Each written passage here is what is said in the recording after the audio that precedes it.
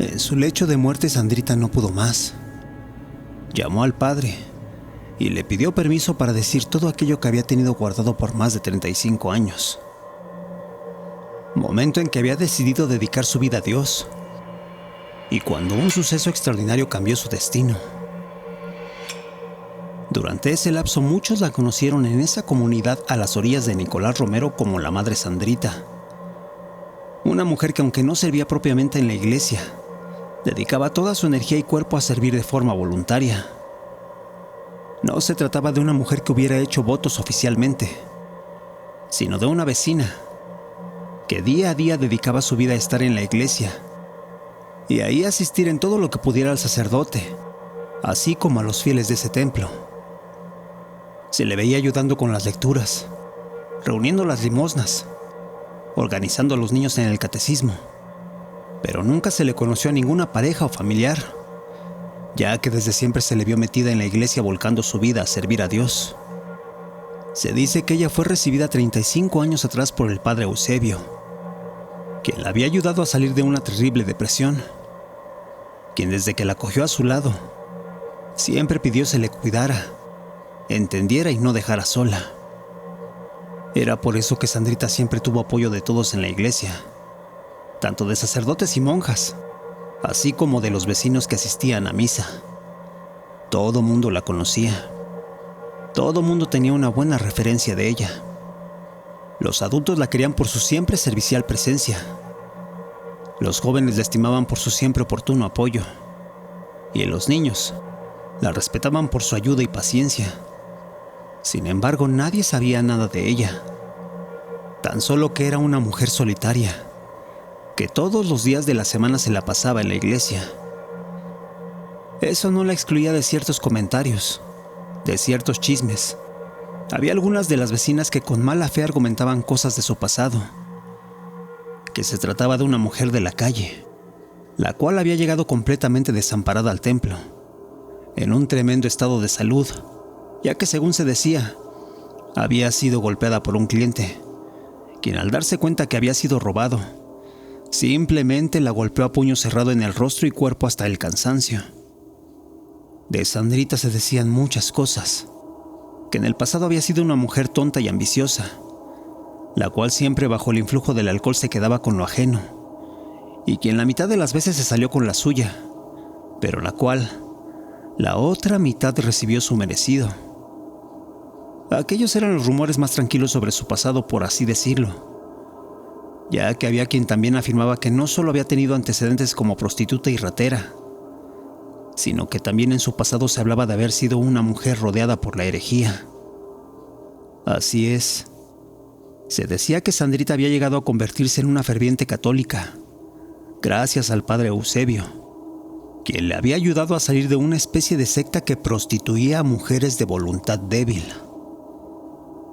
Se decía que pertenecía a un grupo liderado por un pseudoguía espiritual, quien se aprovechaba de las mujeres, que víctimas de fracasos emocionales, habían caído en el alcoholismo, a quienes primero ayudaba dándoles techo y comida, pero a quienes más tarde convencía para retribuir los apoyos por medio de su cuerpo. Los rumores decían que lo hacía con tremenda habilidad y elocuencia, envolviéndolas emocionalmente y haciendo que éstas se convencieran que su cuerpo tan solo se trataba de una herramienta física para servir a Dios. Pero quienes debían tener claro que en la vida lo más valioso era la fe, por lo que no importaba cómo lo lograran, siempre y cuando honraran su palabra, la misión de Dios y a todos sus pastores. Filosofía en la cual él se asumía como uno de esos sirvientes, un pastor iluminado y superior, y al cual éstas debían de cuidar y proveer por encima de todo. Aquello, se dice, a este individuo lo tuvo viviendo como rey durante muchos años, hasta que una de sus mujeres ya no aguantó y trató de asesinarlo, razón por la cual todos esos rumores eran contradictorios. Mientras en una parte de la comunidad se aseguraba que Sandrita había llegado golpeada y abandonada por su benefactor, la otra parte decía que éste había sido asesinado dejándola extrañamente en el desamparo. El caso es que Sandrita desde entonces era una fiel seguidora y colaboradora de la iglesia, quien por muchos años ayudó, y ahora que estaba en su lecho de muerte, quería confesar su pasado a todos en la comunidad. Sin embargo, el padre no lo veía como algo bueno. Para él era mejor dejar atrás su pasado y centrarse en lo bueno que había hecho. Pero Sandrita no lo veía así. Quería ayudar a otros, compartir sus vivencias y así ayudar a que nadie más se viera en las dificultades a que ella se enfrentó. El padre Eusebio definitivamente no vio aquello con buenos ojos. Desde años la había ayudado, protegido, cuidado, y esto muy en el fondo lo sentía como una traición no solo a él, sino también a la fe católica que tanto la había ayudado. Situación que al enterarse algunos miembros de la comunidad apoyaron, y que otros definitivamente no fueron con buena ánima. El caso es que Sandrita, para contar su historia, mandó llamar a uno de los jóvenes colaboradores del periódico local. Se trataba de Fernanda Suárez, una jovencita de 23 años, recién egresada de la universidad, y quien se encargaba de elaborar algunos artículos mediocres y sin importancia. La joven lo hacía no porque fuera un trabajo que le importara, sino porque era el único empleo que pudo conseguir mientras vivía en casa de su madre y juntaba dinero para irse a vivir al centro de la ciudad. Fernanda, por órdenes de su editor, acudió a casa de Sandrita. Al principio pensó que se trataba de una simple nota sin importancia, de una noticia de relleno. Pero vaya que todo lo que allí escuchó resultar ser, hasta ese momento, el trabajo más importante de su vida. Desde el primer momento, Fernanda se dio cuenta que la mujer de 60 años estaba muy mal de salud, y que tal vez todo lo que iba a decir serían un montón de experiencias revueltas o sin sentido, ya que la mujer, mientras se presentaba y hablaba un poco de sus achaques, hacía evidente que tenía problemas de memoria. Buscaba constantemente frases mirando hacia arriba. Hacía pausas por la dificultad que tenía para encontrar las palabras adecuadas, e interrumpía constantemente su tren de ideas. Por lo que Fernanda lo mejor que pudo hacer fue poner un teléfono a grabar y anotar en una libreta los momentos más importantes que escuchara. Fue así que comenzó la entrevista. Fernanda, sentada en un sillón junto a la cama, hizo sus preguntas, cuestionando su nombre completo, de dónde venía, dónde había nacido y cómo es que había llegado hasta ese rincón del Estado de México. Pero Sandrita no quería hablar mucho de su niñez. Tan solo se limitó a decir que era originaria del estado de Hidalgo y que 35 años atrás había llegado a esa comunidad después de haber estado en una secta. A partir de ahí captó la total atención de Fernanda, quien preguntó a qué se refería, de quién hablaba. Y fue en ese punto que Sandrita dijo todo sin detenerse para nada. Según la mujer, ella había sido parte de un grupo de mujeres lideradas por Isaías III, nombre con el que se autollamaba el supuesto pastor que las cuidaba, un autodenominado como iluminado, quien tenía la misión de llevar la palabra de Dios a todas las mujeres solitarias, abandonadas, a aquellas a quienes el mundo les hubiera dado la espalda. El hombre se la pasaba buscando señoritas que estuvieran en la miseria, deprimidas y sin nadie más en la vida. Misión que lo había llevado a reunir a 8 mujeres, de entre 17 y 25 años, las cuales, si no habían intentado suicidarse ya, habían tenido un pasado bastante tormentoso. Aquello fue el inicio de una experiencia la cual Sandrita jamás hubiera imaginado. Al principio todo era positivo. Les daban apoyo, hacían pláticas, reuniones donde no solo les ofrecían comida e incluso techo, sino además les brindaban algo de ropa y las ayudaban emocionalmente. Siempre con contacto fraterno, siempre con abrazos y caricias, sobre todo por parte de Isaías, quien al parecer sabía muy bien cómo hacerlas sentir mejor.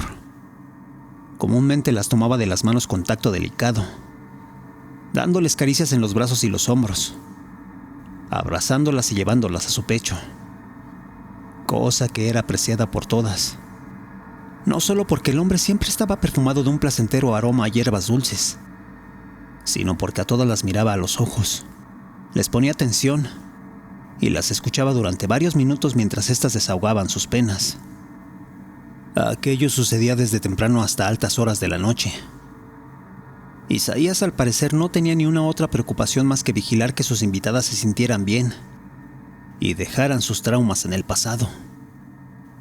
Sin embargo, había un tema que Isaías no dejaba de mencionar, y este era el de lo material y lo físico. Por alguna razón se la pasaba diciendo anécdotas con las cuales recalcaba que nuestros cuerpos no importaban, que las pertenencias no aseguraban nada. Lo único que debía importarnos era el alimento, la salud y el bienestar de nuestros hermanos. Doctrina que sonaba muy bien para un montón de jovencitas decepcionadas, para un montón de mujeres sin nada en donde caerse muertas, mujeres con falta de atención y cariño. Gestos que el propio Isaías se encargaba de dar en pequeñas muestras de apoyo, en caricias supuestamente inocentes, y en una constante preocupación por el estado emocional de todas. Actitudes que se daban en una casa a la cual se argumentaba un empresario había prestado para la misión de Isaías III, y donde nadie, absolutamente nadie, los molestaba ni se imaginaba qué estaban haciendo. El caso es que aquello duró aproximadamente 2 semanas. Sin embargo, después de esos 15 días, fue que se comenzó a hablar con las jovencitas de forma individual. Esto era hecho por María, una supuesta hermana del pastor, quien poco a poco convencía a las jovencitas de que era tiempo de que se levantaran y de que buscaran retomar su vida, y que si su corazón se los pedía, colaboraran para hacer más grande aquel recinto. Esto, trabajando y aportando un poco de lo mucho con lo que ya se les había ayudado. Muchas de inmediato se mostraban dispuestas. Muchas de inmediato se sentían con la obligación de responder por todas las atenciones que Isaías había tenido con ellas. Sin embargo, todas sentían un tremendo miedo cuando se les sugería algo en concreto: que mostraran cariño y disposición ante hombres con una terrible soledad, quienes a cambio de un poco de calor humano estaban dispuestos a realizar considerables aportaciones con la misión de Isaías. Así es, usando palabras ambiguas e insinuando que el cuerpo humano no importaba, se le daba la opción a todas las muchachitas de que a cambio de favores sexuales a ciertas personas podrían ayudar a esparcir la palabra del pastor Isaías. Se les decía que no tenían por qué sentirse mal de usar su cuerpo para dar amor a personas ajenas, sino que más bien, aquello debían tomarlo como un sacrificio mayor para que muchas más personas, al igual que ellas, desamparadas y en la completa soledad, pudieran ser acogidas por aquel grupo, que si bien era pequeño, podía organizarse para ir creciendo y ofrecer un bien mayor a cambio de sacrificios pequeños, todos los cuales a nadie dañaban, todos los cuales cada una podía realizar, sin que esto costara más de lo que el pastor Isaías ya les había dado. Además, el hombre se la pasaba diciendo a cada una en privado que eran como su propia mujer, que eran como su pareja, haciendo comparaciones entre María Magdalena y Jesús, diciendo que a él no le importaba que éstas prestaran su cuerpo, siempre y cuando jamás lo hicieran por bienes materiales, por lujuria o a cambio de un beneficio vacío, sino que más bien lo hicieran siempre pensando en Dios y en todas aquellas pobres mujeres que podrían ser ayudadas. Aquello era el engaño perfecto. Aquello era el timo del cual ninguna mujer se daba cuenta, ya que lo único que allí ocurría es que, sin ser conscientes, esas mujeres estaban siendo prostituidas por un falso profeta. Aquello era terrible, inmoral, injusto, no solo porque no buscara el bien de la gente en desamparo, sino porque a escondidas él cobraba por los sacrificios de las mujeres.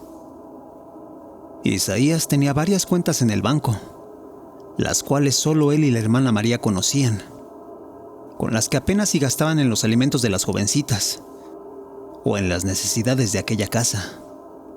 Sin embargo, había algo en lo que el supuesto pastor Isaías sí invertía, y esto era en pagos que hacía para un tal Arturo de Cortés.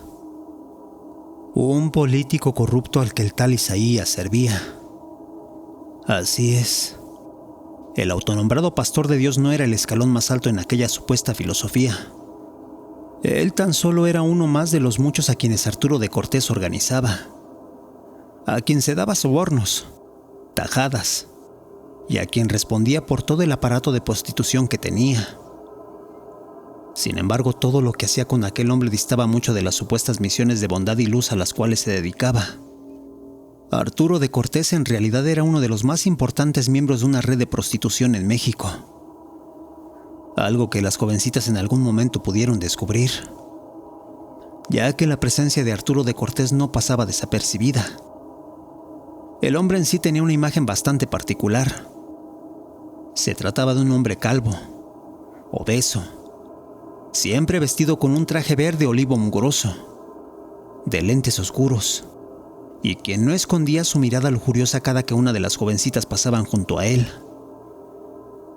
Razón por la cual poco a poco todas comenzaron a dudar de las intenciones de Isaías III. Después de meses, una a una se pusieron a cuestionar la supuesta misión del hombre, dándose cuenta que aquellos a quienes ellas atendían no eran personas solitarias como se decía, hombres con baja autoestima o almas perdidas, sino despreciables seres lujuriosos que tan solo se acostaban con ellas bajo una no tan módica cantidad de dinero, bajo una cuota que Isaías o María siempre cuidaban. Aquella era la razón por la cual el pastor semana a semana les traía al médico a las jovencitas. No para que estuvieran siempre cuidadas o bien de salud, sino para que no adquirieran infecciones, para que no tuvieran enfermedades sexuales. Esa era la razón por la que estaban bien alimentadas con raciones perfectamente balanceadas, pero no por su salud, sino para que no subieran de peso. Y lo que era peor, cada que se sentían usadas, deprimidas o con baja autoestima, Isaías de inmediato las asistía con pláticas y apoyo emocional, el cual maliciosamente tenía como objetivo que no dejaran de trabajar. Así es. Dándoles terapia y controlándolas con calmantes, Isaías las dejaba completamente idas para que siguieran prostituyéndose. Solo que aquello no duró para siempre. Eventualmente, al cabo de unos meses, todas fueron dándose cuenta, haciendo que el amor y fe que sentían se transformara en un odio y coraje hacia su pastor.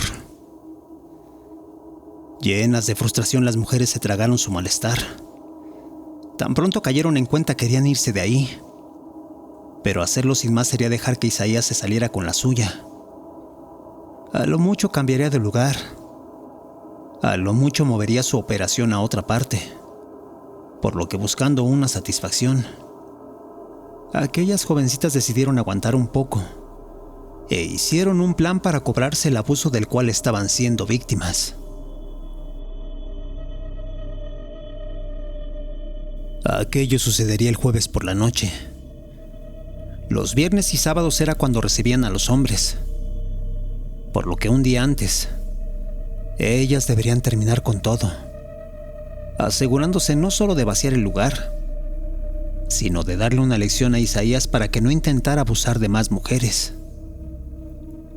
Razón por la cual le dijeron que gracias a su apoyo, ese jueves todas sus mujeres le darían una sorpresa.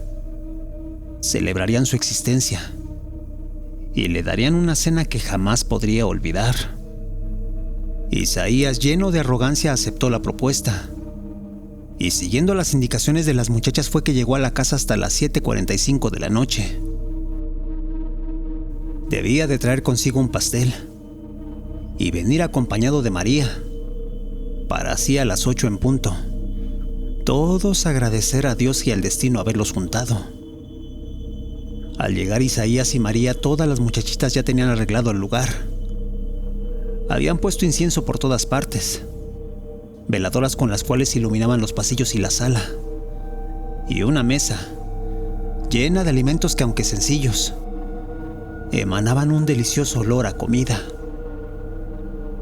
Las jovencitas se sentaron alrededor de Isaías y ahí le ofrecieron de todo: papa, pollo, carne, pescado, tortillas hechas a mano, elotes cocidos y una bebida a base de pepino. Isaías les pedía a ellas que lo acompañaran. Sin embargo, las 8 mujeres decían que ya habían comido y que además su único objetivo esa noche era satisfacer a su guía, a su pastor, a Isaías III, quien sin duda las haría estar más cerca de Dios. El hombre con un ego desbordado aceptó el ofrecimiento y, acompañado en degustar la comida tan solo por María, fue que probó de todo. Al cabo de 20 minutos entre risas y alabanzas, el hombre quedó satisfecho y, pensando que debía recompensarlas, se dispuso a platicar uno de los pasajes que sus fieles más disfrutaban, aquel en que, según él, había visto a Dios en sus sueños. Sin embargo, aquello jamás fue dicho, ya que tan pronto se levantó para hablar, fue que sintió aquel severo retortijón en el estómago. El hombre de inmediato se llevó las manos a la boca y, sin poderlo evitar, fue que expulsó toda la comida que había degustado. La mesa quedó hecha un desastre. Sudoroso y pálido miró hacia sus manos. Aquello que había devuelto no era tan solo el alimento, sino también sangre que venía de su estómago. Isaías no entendía. Isaías no sabía por qué no sentía dolor. Tan solo una inflamación exagerada del estómago. Y fue ahí que una de las jovencitas comenzó a hablar. La muchacha le explicó a Isaías por qué no sentía nada. Y esto se debía a que ellas le habían dado toda una botella de calmantes como la que él les daba antes de acostarse con hombres. Gotas de calmantes con las que no sentían nada cada que alguien las montaba por el frente o por la espalda. Gotas de aquel líquido que las mantenía idas, alegres y sin dolor. Gotas que en ese momento no le permitía sentir a Isaías que en realidad se estaba muriendo, ya que uno de los ingredientes que había tragado en la cena era un ácido que para ese momento ya le había deshecho las entrañas. Al escuchar eso, Isaías quiso salir corriendo. Sin embargo, apenas dio un paso, cayó al suelo. Sus piernas no respondían. Sus piernas ya ni siquiera las sentía. Y además, fue cuando pudo darse cuenta que tenía escurrida sangre hasta las rodillas. Sangre que había obrado sin darse cuenta. Desesperado y aterrorizado, pidió ayuda. Pidió clemencia. Pero nadie le respondía. Quiso llamar a María. Y buscándola con la mirada fue que entonces pudo darse cuenta que la mujer ya se encontraba tirada en el piso. Muerta. Sin vida. Y con una asquerosa vomitada en la boca. Isaías intentó gatear. Intentó irse del lugar. Pero apenas pudo moverse un par de metros para en medio de vómito y diarrea. Quedarse ahí tirado sin que nadie más acudiera a ayudarlo. De aquel lugar todas las mujeres desaparecieron, excepto Sandrita, quien por ese entonces tenía unos 20 años, y quien, vagando por las calles de la ciudad, temía ser detenida por el homicidio que se había cometido. En sí, ella en ese asesinato no había colaborado. De hecho, había sido la única en oponerse al suceso, argumentando que ella no quería hacer daño, que tan solo quería irse del lugar, alejarse sin rencor hacia nadie. Pero sus demás compañeras aquello no lo vieron con buenos ojos. Por el contrario, debido a esto fue que la retuvieron bajo amenazas de que si ella las denunciaba o traicionaba, todas declararían que ella misma había sido parte importante del hecho. Debido a eso fue que Sandrita tuvo que presenciarlo todo. Ver las risas de sus compañeras y escuchar los lamentos de aquel pastor moribundo en el suelo. Cuando todas se dieron a la fuga, Sandrita se quedó caminando sin rumbo fijo. La muchacha pasó días alejándose del lugar, hasta que sin saber dónde estaba, fue que llegó a la iglesia de Nicolás Romero. Y ahí, acogida por el padre Eusebio, fue que por fin pudo encontrar un hogar. Con el tiempo le confesaría sus pecados, y al enterarse le daría no solo el perdón, sino que también le ayudaría a establecerse. Pero por más que quiso hacer que Sandrita dejara todo en el pasado, ella siempre se quedó con aquel pecado resonando en su corazón. Dedicó su vida a ayudar a los demás, a resarcir sus faltas. Sin embargo, al final no pudo guardarlo. Y era por ese motivo que no quería morir sin contarlo. Después de aquella plática, Fernanda Suárez cortó la grabación de su teléfono y le agradeció dolidamente el testimonio a Sandrita. Sin embargo, la joven reportera nunca quiso publicarlo, ya que apenas salió de la casa de la anciana, supo que ésta cerró los ojos para nunca despertar. Tal vez la mujer solo quería sacar aquella culpa de su alma. Tal vez aquella mujer solo quería irse confesando sus pecados. Sin embargo, no había razón para exponerla. Tan solo bastaba con escucharla y hacerle sentir que aunque en la vida hayamos hecho mal, siempre hay tiempo para arrepentirse, cambiar el futuro y tener una vida mejor. Sin embargo, esto no excluye cuidarnos de los demás, ya que siempre hay gente embustera, charlatanes, quienes solo buscan aprovecharse de la gente vulnerable y quienes, gracias a Dios, si es que existe la justicia divina, a veces reciben su merecido.